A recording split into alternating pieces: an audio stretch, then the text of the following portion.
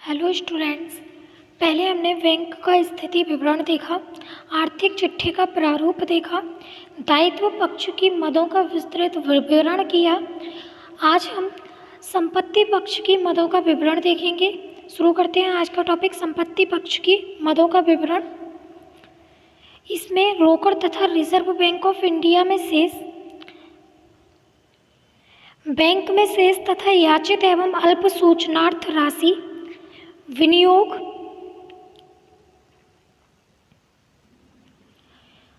रोकड़ तथा reserve bank of India में शेष।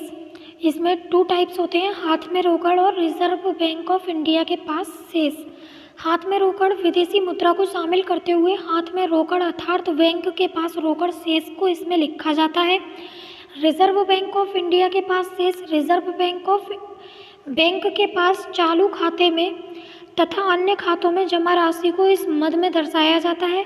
गैर अनुसूचित बैंकों को समय दायित्व एवं मांग दायित्व का 3% नकद रूप में अपने पास या रिजर्व बैंक या स्टेट बैंक या केंद्रीय सरकार के पास रखना अनिवार्य है। रिजर्व बैंक इस प्रतिशत को 15% तक बढ़ा सकता है। धारा 18 के अकॉर्डिंग 1 जुलाई 1974 को बैंकिंग कंपनियों के लिए यह अनिवार्य कर दिया है कि भारत में समय तथा मांग दायित्व के योग के 32% के बराबर राशि नकद कोष, स्वर्ण या प्रतिभूतियों के रूप में अपने पास रखे। बैंक में शेष तथा याचित एवं अल्प सूचनार्थ राशि। भारत में बैंकों में शेष इस उपशीर्षक में भारतीय बैंकों में चालू खातों तथा अन्य खातों में जमा राशि को दिखाया जाता है। याचित एवं अल्प सूचनार्थ राशि, बैंकिंग कंपनियां तरलता को ध्यान में रखकर आवश्यकता से अधिक उपलब्ध धनराशि का कुछ भाग ऐसे ग्राहकों को ऋण के रूप में प्रदान करती हैं कि आवश्यकता पड़ने पर बैंकिंग कंपनी याचना करने के 24 घंटे के भीतर अथवा 15 दिन की अल्प सूचना पर ऋण की रकम को वापस प्राप्त कर ले। इस प्रकार का ऋण दलालों, सटोरियों, स्टॉक एक्सचेंज के व्यापारियों आदि को दिया जाता है। स्वाभाविक है कि इन पर ब्याज की दर बहुत कम होती है, परंतु तरलता की दृष्टि से इस प्रकार के ऋण बहुत अच्छे माने जाते हैं। भारत के बाहर बैंक के विदेशों में स्थित भारतीय शाखाओं तथा विदेशी बैंकों की शाखाओं में चालू खाते एवं अन्य खाते में जमा राशि को अलग अलग इस उपशीर्षक में लिखा जाता है। याचना एवं अल्प सूचना पर विदेशों से प्राप्त राशि को भी यहाँ दर्शाया जाता है। विनियोग, सभी विनियोग को 2 भागों में बांटा जा सकता है, भारत में विनियोग और भारत के बाहर विनियोग। भारत में विनियोग को पुनः 6 उपशीर्षकों में बांटा गया है, जैसे सरकारी प्रतिभूतियों में केंद्रीय सरकार तथा राज्य सरकार की प्रतिभूतियों और सरकारी ट्रेजरी बिलों को शामिल किया गया है। सरकारी प्रतिभूतियों को पुस्तक मूल्य पर दिखाया जाना चाहिए। बाजार मूल्य और पुस्तक मूल्य के अंतर को चिट्ठी में टिप्पणी के रूप में स्पष्ट किया जाना चाहिए। अन्य मान्य प्रतिभूतियाँ, सरकारी प्रतिभूतियों के अतिरिक्त अन्य उन सभी प्रतिभूतियों जो बैंकिंग नियमन अधिनियम 1949 के अकॉर्डिंग मान्य हैं को इस उपशीर्षक में दर्शाया जाता है। अंश, कंपनी और निगमों के अंशों में विनियोजित राशि को इस उपशीर्षक में प्रदर्शित किया जाता है। ऋण पत्र तथा बॉन्ड, कंपनी तथा निगमों के ऋण पत्रों तथा बॉन्ड में विनियोजित राशि को इस उपशीर्षक में लिखा जाता है। सहायक कंपनियों तथा संयुक्त उपक्रमों में विनियोग, अन्य स्वर्ण वाणिज्यिक प्रपत्र तथा अन्य विलेखों जो अंश ऋण पत्र बॉन्ड के रूप में है को शामिल किया जाता है। भारत के बाहर विनियोग, सरकारी प्रतिभूतियां स्थानीय सत्ता द्वारा निर्गमित प्रतिभूतियों को शामिल करते हुए सभी विदेशी सरकारी प्रतिभूतियों को इस उपशीर्षक में दिखाया जाता है। सहायक कंपनियां विदेशों में समामेलित सहायक कंपनियों की अंश पूंजी में विनियोजित राशि को शामिल किया जाता है। अन्य उपरोक्त के अतिरिक्त अन्य विदेशी विनियोगों में लाई गई राशि इसमें शामिल की जाती है। अग्रिम, इस मद में बैंक द्वारा दिए गए अग्रिम तथा ऋणों को निम्न प्रकार दिखाया जाता है, जैसे विनिमय विपत्रों का क्रय तथा कटौती, नकद साख, अधिविकर्ष तथा मांग पर देय ऋण, निश्चित अवधि के ऋण। उपरोक्त तीनों उपशीर्षकों में भारत में तथा विदेशों में दिए गए सुरक्षित एवं असुरक्षित ऋणों के योग में संदिग्ध एवं डूबत ऋण के लिए बनाए गए प्रावधान को घटाकर दिखाया जाता है।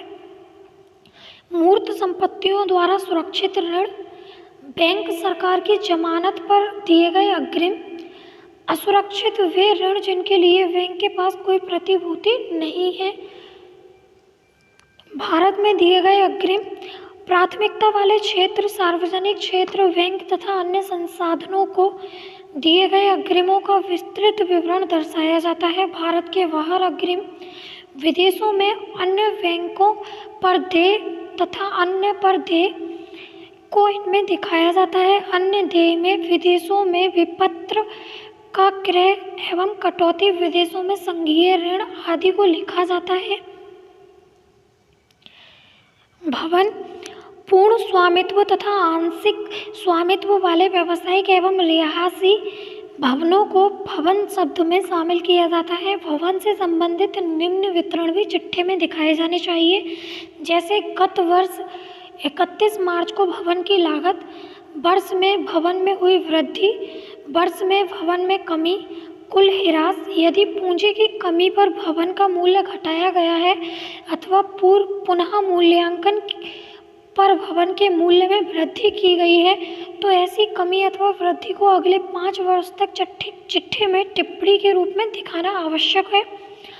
अन्य स्थायी संपत्तियां, मोटर वाहन, फर्नीचर तथा फिक्चर्स एवं अन्य संपत्तियां भवन को छोड़कर इस उपशीर्षक में दिखाते हैं। इन संपत्तियों का गत 31 मार्च का लागत मूल्य, वर्ष में की गई वृद्धि, वर्ष में की हुई कमी तथा कुल ह्रास का विवरण देना आवश्यक है।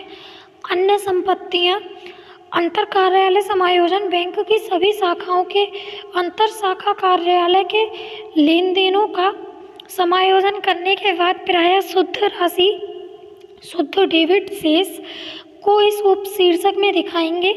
उपार्जित ब्याज, विनियोग तथा अग्रिमों पर उपार्जित किंतु अपर्याप्त ब्याज, विनियोगों पर असंग्रहित प्राप्य ब्याज तथा अग्रिमों पर अर्जित ब्याज जिसकी देय तिथि नहीं आई है आदि को इस उपशीर्षक में शामिल किया जाता है। कर का अग्रिम भुगतान, उद्गम स्थान पर कर की कटौती, प्रतिभूतियों, विनियोगों की ब्याज पर स्रोत पर काटा गया आयकर तथा अग्रिम चुकाया गया आयकर इस उपशीर्षक में शामिल किया जाता है। लेखन सामग्री तथा मुद्रांक, भारी मात्रा में क्रय की गई लेखन सामग्री जैसे जमानत प्रपत्र, खातावाही के पृष्ठ जिसका आगामी वर्षों में प्रयोग किया जाएगा तथा वर्ष के अंत में डाक मुद्रांकों का शेष दिखाया जाता है। गैर बैंकिंग संपत्तियां, ऐसी चल व अचल संपत्तियां जिन्हें एक बैंकिंग कंपनी अपने ग्राहकों से ऋण राशि वसूल न हो पाने पर प्राप्त करती है। जैसे आपने किसी पे लोन लिया और आप लोन नहीं दे पाए तो बैंक क्या होती है, आपसे जमानत के तौर पे आपके मकान के डॉक्यूमेंट्स या कोई अदर डॉक्यूमेंट्स रखवा लेती है, तो वो इसकी चल या अचल संपत्तियां कहलाती हैं जिससे वो ऋण वसूल कर लेती है। गैर बैंकिंग संपत्तियां कहलाती हैं, ये संपत्तियां बैंक के साधारण व्यवसाय में प्रयोग नहीं की जाती, बल्कि ग्राहक बैंक से ऋण लेते समय इन्हें बैंक के पास जमानत के रूप में रखता है और ग्राहक द्वारा ऋण का भुगतान न किए जाने की स्थिति में बैंक इन्हें जब्त कर लेता है। बैंकिंग अधिनियम 1949 की धारा या एक्ट 9 के अकॉर्डिंग कोई भी बैंकिंग कंपनी यदि कोई चल या अचल संपत्ति अपने दावों की संतुष्टि में प्राप्त करती है तो उसको प्राप्त करने की तिथि से 7 वर्ष से अधिक की अवधि तक अपने पास नहीं रख सकती तथा इस अवधि के भीतर बैंक को ऐसी संपत्तियों को बेच देना चाहिए। भारतीय रिजर्व बैंक यदि उचित समझे तो बैंक के हित में इस अवधि को 5 वर्ष के लिए बढ़ा सकती है। इनका जो भी मूल्यांकन चिट्ठे में दिखाया जाता है वह कभी भी बाजार मूल्य से अधिक नहीं होता चाहिए। यदि बैंक ने सरकारी प्रतिभूतियों को रखकर ऋण दिया है तथा देय तिथि पर ऋण का भुगतान नहीं होता है तो इन बैंक प्रतिभूतियों को अपने पास रख सकता है और ये गैर बैंकिंग संपत्तियां नहीं मानी जाएंगी। अन्य बैंक द्वारा अपने कर्मचारियों को नियोक्ता के रूप में दिए गए अग्रिम उपार्जित आय, असमयोजित पूर्वदत्त व्यय भी डेबिट मद जो संपत्ति में वृद्धि अथवा दायित्व में कमी दर्शाती हैं तथा तकनीकी कारणों से जिनका समायोजन नहीं हुआ है, डेबिट शेष को समायोजित नहीं हुए हैं आदि को इस उपशीर्षक में लिखा जाता है।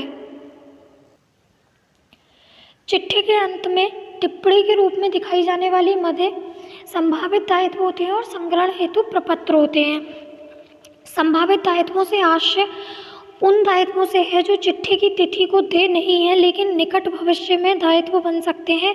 यदि बैंक ने ऐसे दायित्वों के लिए प्रावधान बना लिया है तो उन्हें वास्तविक दायित्व के रूप में अन्य दायित्वों का तथा प्रावधान शीर्षक में दिखाया जाएगा। यदि प्रावधान नहीं किया गया है तो ऐसे दायित्वों को चिट्ठी के अंत में टिप्पणी के रूप में दिखाया जाएगा। संभावित दायित्व के उदाहरण निम्नलिखित हैं, जैसे बैंक के विरुद्ध वे दावे जिन्हें ऋण के रूप में स्वीकार नहीं किया है, आंशिक तथा अंशों, ऋण पत्रों आदि पर याचित राशि, अदत्त भावी विनिमय अनुबंध, स्वीकृत वेचान एवं अन्य देनदारियां। वर्तमान समय में व्यापारिक क्षेत्रों में बेईमानी, धोखाधड़ी, कपट बहुत बढ़ गए हैं, अतः व्यापारी अपरिचित व्यापारी पर बिल लिखने या किसी अपरिचित द्वारा पृष्ठांकित चेक या बिल स्वीकार करने में संकोच करते हैं। इस स्थिति में ग्राहक अपने बैंक से ऐसी व्यवस्था करा सकता है कि बैंक उन पर लिखे बिलों को स्वीकार कर ले या उनकी ओर से बिल व चेकों का पृष्ठांकन कर दे। बैंक की साख अधिक सुदृढ़ होने के कारण प्रायः व्यापारी यह अधिक पसंद करते हैं कि उनके ग्राहकों के स्थान पर ग्राहक बैंकर बिलों की स्वीकृति या विलेखों का पृष्ठांकन करें। संग्रहण हेतु विपत्र। आजकल व्यापार में चेक, बिल, ड्राफ्ट, प्रतिज्ञा पत्र, हुंडी आदि का पर्याप्त मात्रा में प्रयोग किया जाता है। इस प्रकार से बाहर के व्यापारियों पर लिखी गई हुंडियों, बिलों का धन वसूलने के लिए व्यवसायी को बाहर जाना पड़ता है और जो चेक बाहर के बैंकों के होते हैं उन्हें संग्रह के लिए बाहर भेजना पड़ता है। यह कार्य व्यापारी स्वयं नहीं कर सकता, ना ही अपने प्रतिनिधियों द्वारा करा सकता है, क्योंकि ये चेक हुंडियों दूर दूर के स्थानों के होते हैं। यदि व्यापारी स्वयं संग्रह करने जाए अथवा अपने प्रतिनिधियों को भेजे तो धन और समय दोनों ही भारी होंगे। अतः व्यापारी बाहर के चेक, हुंडियों व बिलों का संग्रह के लिए अपने बैंक के पास जमा कर देते हैं। बैंक का धन संग्रह होने पर अपना कमीशन व व्यय काटकर शेष राशि ग्राहक के खाते में जमा कर देता है।